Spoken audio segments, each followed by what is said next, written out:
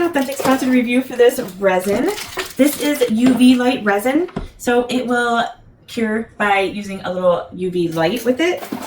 And it comes with a little nozzle so that you can pour. Once you open it, you can either close it again with this, or you can put this other lid on there and then you'll be able to pour, and then pour it into a container or a jar or into your project, whatever you want to use. So that's pretty nice there. And then in here, it also came with some little mixing utensils.